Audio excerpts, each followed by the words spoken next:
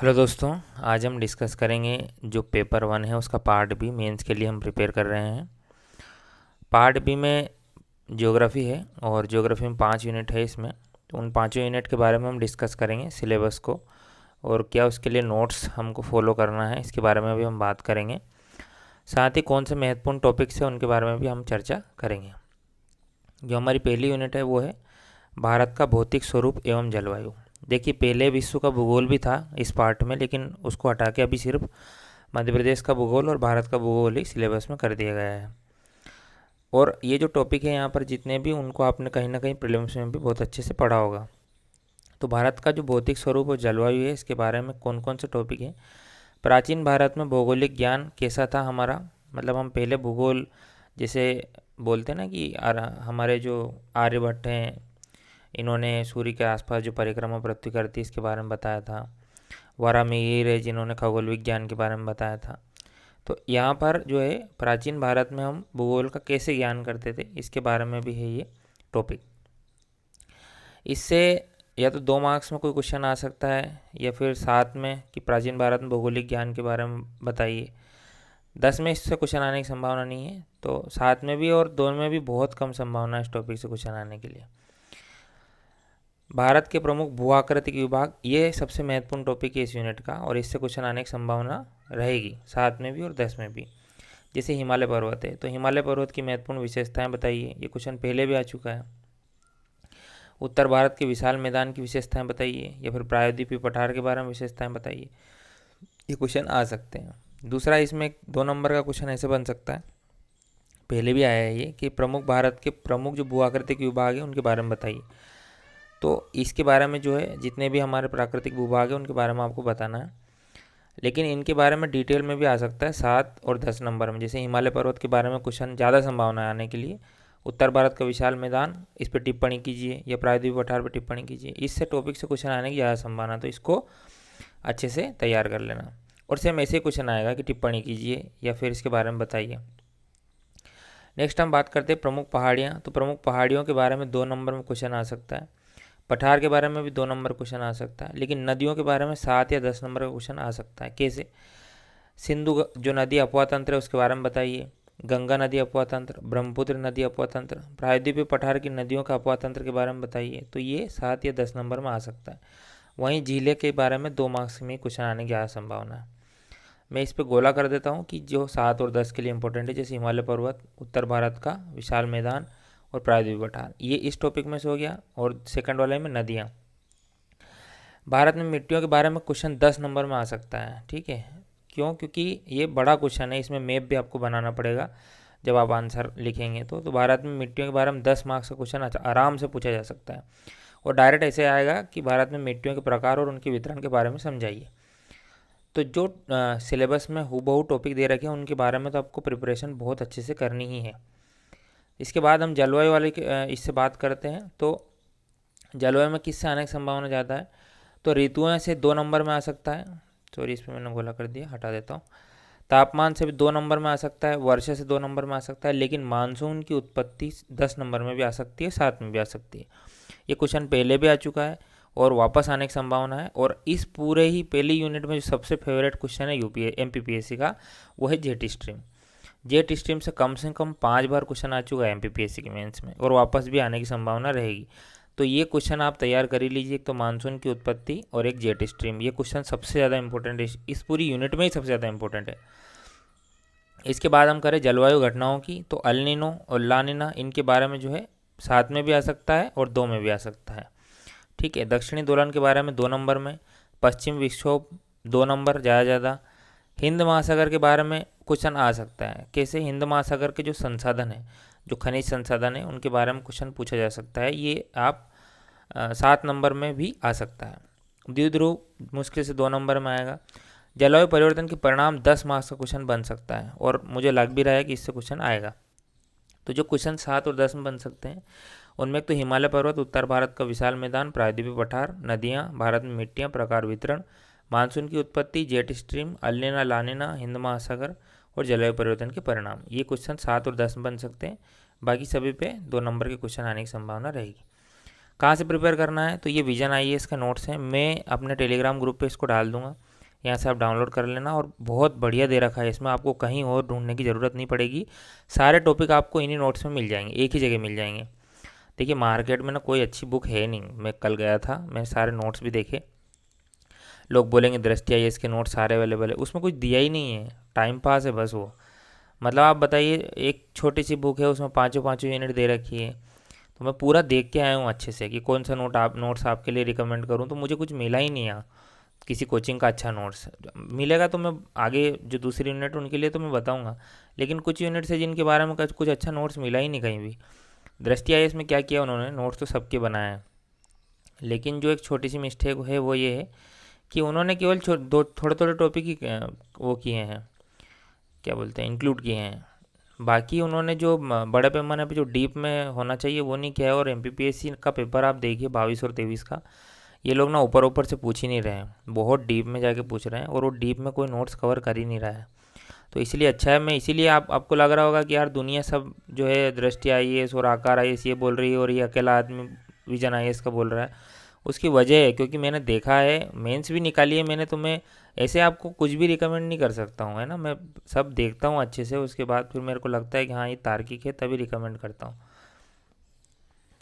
भारत कृषि और जल संसाधन यूनिट 2 है, इसके लिए ज़रूर निर्माण ने बहुत अच्छी बुक निकाली, इसको आप खरीद लेना और यहाँ से पढ़ लेना, इंग्लिश में भी हिंदी में भी। ये विजन IAS के नोट्स भी इंग्लिश हिंदी दोनों में है। बात करते हैं कृषि और जल संसाधन की, तो कृषि में प्रमुख फसलें और श्री अन्न यानी मोटा अनाज, उनका उत्पादन और वितरण। श्री अन्न के बारे में 2 नंबर में क्वेश्चन आ सकता है, या फिर साथ में भी आ सकता है, ठीक है। प्रमुख फसलों की बात अगर करें हम, तो प्रमुख फसलों के बारे में भी, जैसे जो 2 महत्वपूर्ण फसलें गेहूं और चावल, उनके बारे में साथ में क्वेश्चन आ सकता है। बाकी इससे ज़्यादा 2 नंबर में आने की ज़्यादा संभावना है, ठीक है, लेकिन साथ में भी आ सकता है, जैसे गेहूं और चावल के बारे में साथ में भी आ सकता है, तो इनके उत्पादन और वितरण के बारे में बताइए, या फिर जो है इनके लिए क्या दशाएं आवश्यकता होती है, क्या वर्षा तापमान, ये क्या दशाएं हैं, ऐसा। लेकिन जो 7 और 10 में आ सकता है वो क्वेश्चन है सिंचाई तकनीकों के प्रकार। ये पहले भी बहुत बार आ चुका है एग्जाम में क्वेश्चन, तो ये इंपॉर्टेंट है, सिंचाई तकनीकों के प्रकार, इसको आप अच्छे से तैयार कर लेना, ये 10 में आ सकता है। सिंचाई के स्रोत और बहुउद्देशीय परियोजनाएं, ये इसके बारे में मुश्किल से 2 नंबर का क्वेश्चन आ सकता है। और साथ में भी आएगा तो फिर ऐसा आएगा कि सिंचाई के स्रोत बताइए, तो सारे आप बता देना, उसमें कुएँ नलकूप नहरें ये सब। बहुउद्देशीय परियोजनाओं के बारे में अगर क्वेश्चन आया तो 2 नंबर में या तो आ सकता है, और साथ में आएगा तो बहुउद्देशीय परियोजनाओं के क्या उद्देश्य हैं, या फिर इनमें क्या परेशानियां आ सकती है। लेकिन मुझे नहीं लगता इस पर क्वेश्चन आएगा भी तो 2 नंबर में। खाद्य सुरक्षा से 7 नंबर में क्वेश्चन आ सकता है, लेकिन कम संभावना है। हरित क्रांति और द्वितीय हरित क्रांति, देखिए द्वितीय हरित क्रांति के बारे में तो या तो 2 में आएगा, हरित क्रांति के बारे में जरूर 7 नंबर में क्वेश्चन आ सकता है। हरित क्रांति के क्या कारण थे, हरित क्रांति कैसे सफल हुई, इन सब के बारे में। सतत कृषि के लिए रणनीतियाँ, इसके बारे में 2 में आ सकता है कि सतत कृषि क्या है, या फिर साथ में डायरेक्ट ये जो टॉपिक है ना, ऐसा कैसे उठ के आ जाएगा कि सतत कृषि के लिए रणनीतियाँ बताइए, है ना। तो ये आप ऐसे तैयार इसको कर लेना। देखिए जो यहाँ पर मिल जाए इस बुक में वो बहुत अच्छी बात है, जो नहीं मिले उसके लिए गूगल देवता तो है ही, वहाँ से देख लेना। जल संसाधनों का संरक्षण और संवर्धन, ये इसके बारे में हमेशा क्वेश्चन आता है। वर्षा जल संचयन, जल संरक्षण के तरीके, नदियों को आपस में जोड़ना, और राष्ट्रीय जल नीति। देखिए राष्ट्रीय जल नीति के बारे में 7 नंबर में क्वेश्चन आ सकता है, ये 10 में भी आ सकता है। नदियों को आपस में जोड़ना, इस पर भी 7 या 10 में क्वेश्चन आ सकता है। जल संरक्षण के तरीके 7 या 10 में क्वेश्चन आ सकता है। पारंपरिक जल संरक्षण के तरीके भी आ सकते हैं इसमें, जो कि हम पहले से करते आ रहे, जैसे महाराष्ट्र में फड़ है, राजस्थान में टाँका है, तो इनसे हम जल संरक्षण करते हैं, तो ये तकनीकें आ सकती है।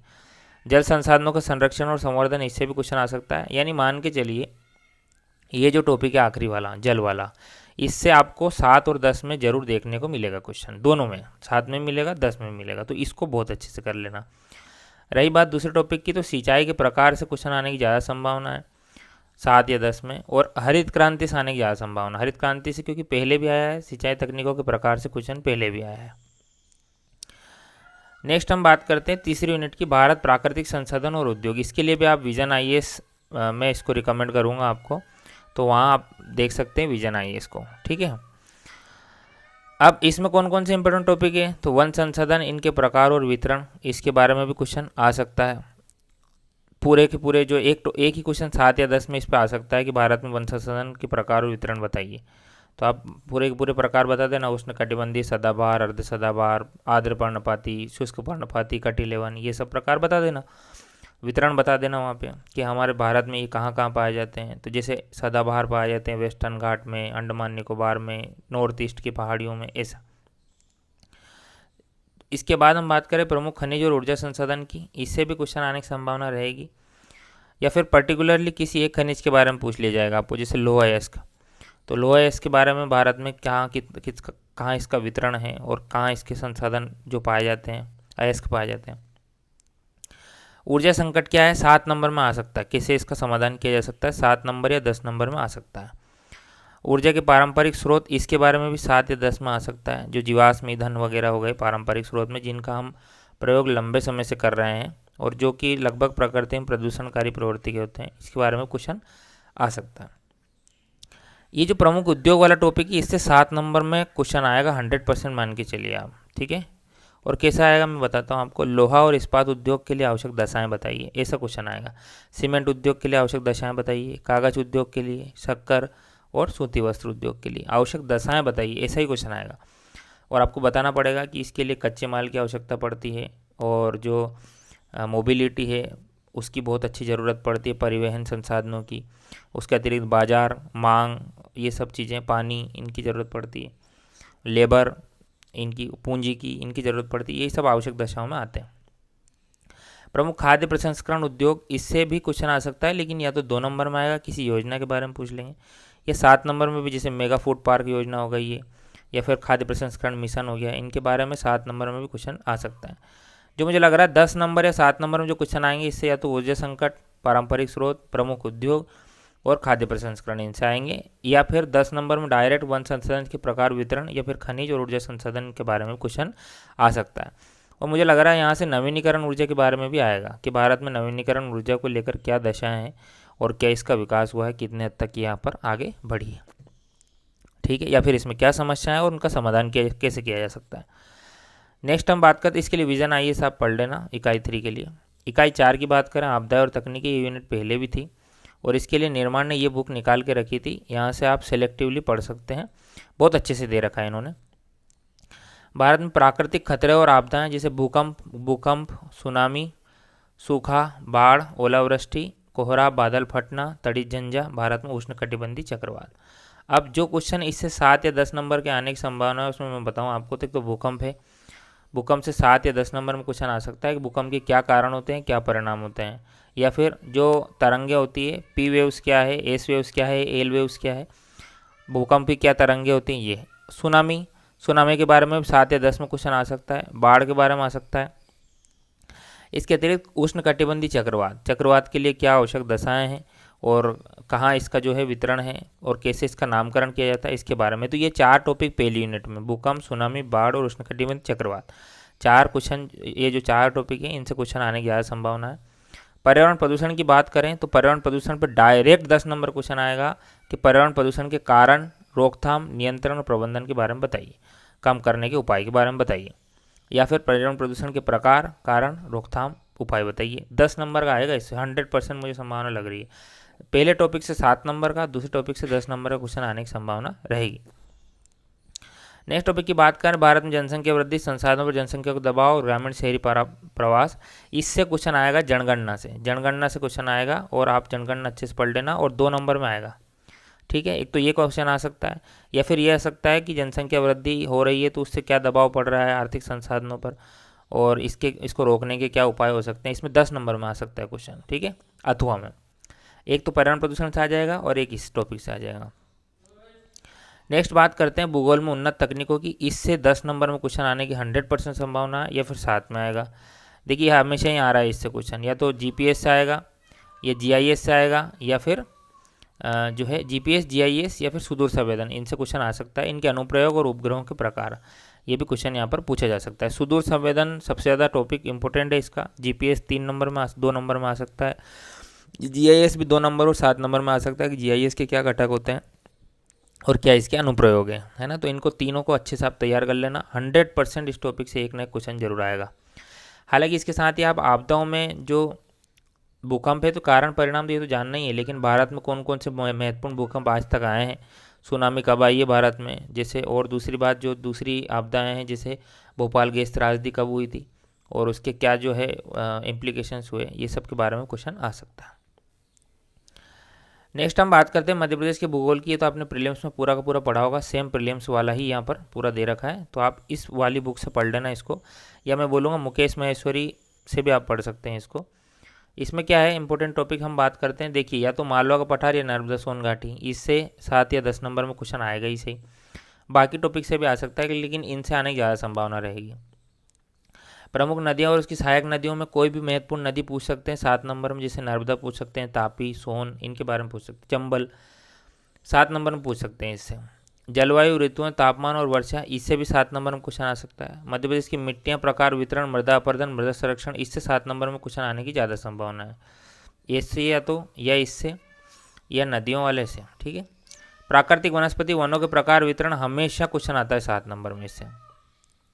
प्रमुख फसलें, सिंचाई परियोजना, इससे 2 नंबर में क्वेश्चन आ सकता है। प्रमुख खनिज, ऊर्जा संसाधन, ऊर्जा के पारंपरिक स्रोत, इससे भी 7 नंबर में क्वेश्चन आ सकता है। और कोयला को मत भूलना है इसमें, ठीक है। कोयला एमपीपीएससी का सबसे फेवरेट टॉपिक है। कोयला, तांबा और मैंगनीज और हीरा, इनके बारे में क्वेश्चन हमेशा आता है, क्योंकि मध्य प्रदेश, कोयला तो चलो मध्य प्रदेश का स्थान तो चौथा तीसरा है, लेकिन बाकी में 3 जो खनिज बताया मैंने, तांबा, मैंगनीज और हीरा, इनमें पहला स्थान है, और इसलिए इन तीनों के बारे में अच्छे से डिटेल से याद कर लेना, कहाँ पाए जाते हैं, दूसरा ये इनका वितरण कैसे है, कैसे खनिजों का संरक्षण हम कर सकते हैं, कैसे निकाल सकते हैं, ये सब बातें। प्रमुख उद्योग, लघु और कुटीर उद्योग, इसके बारे में भी अच्छे से पढ़ लेना, 2 नंबर में क्वेश्चन आ सकता है, 7 में भी आ सकता है। जनसंख्या वृद्धि, वितरण, घनत्व, नगरीकरण, जनगणना से 2 नंबर में क्वेश्चन आएगा। साथ ही हम जनसंख्या वृद्धि क्या कारण और परिणाम हो सकते हैं, ये 7 या 10 में भी देख सकते हैं। इसके लिए बुक बहुत अच्छी है, मुकेश महेश्वरी की भी आप बुक पढ़ सकते हैं। 5 यूनिट हो गई हमारी, ये पार्ट भी कंप्लीट हो गया। हम पेपर 2 का पार्ट ए लेके आएंगे कल, ठीक है। अभी के लिए पढ़ाई शुरू कीजिए आप। और पेपर 1 की थोड़ी सी स्ट्रेटेजी मैं आपको बता देता हूँ। पेपर 1 में जो हिस्ट्री वाला पोर्शन है वो स्कोरिंग नहीं है, ज्योग्राफी वाला पोर्शन स्कोरिंग है। जैसे मैं बताऊँ आपको, तो हिस्ट्री वाले पोर्शन में आप कितना ही अच्छा कर लेंगे तो भी आप 60 से 65 अधिकतम पहुँच पाएंगे, क्योंकि हिस्ट्री का पेपर बहुत कठिन आ रहा है। आप देख सकते हैं इसको प्रीवियस ईयर क्वेश्चन पेपर के एनालिसिस से, तो 60 से 65 क्वेश्चन जो है 60 से 65 अंक ला सकते हैं इसमें। लेकिन आप जियोग्राफी में अगर चाहें तो 80 से 90 अंक भी यहाँ पर आराम से ला सकते हैं, और मैं तो बोलता हूँ 100 भी ला सकते हैं आप। लेकिन आपको ज्योग्राफी बहुत अच्छे से करनी पड़ेगी उसके लिए। तो आप हिस्ट्री पे ज़्यादा फोकस मत कीजिए, ज्योग्राफी पे ज़्यादा फोकस कीजिए, क्योंकि यही बचाएगा आपको पेपर 1 में, है ना। ये अच्छे से होना चाहिए, नहीं तो आपका हिस्ट्री बिगड़ गया, ज्योग्राफी बिगड़ गया, तो ये अकेला पेपर सिलेक्शन रोक देता है, ठीक है। बहुत बहुत धन्यवाद आपका।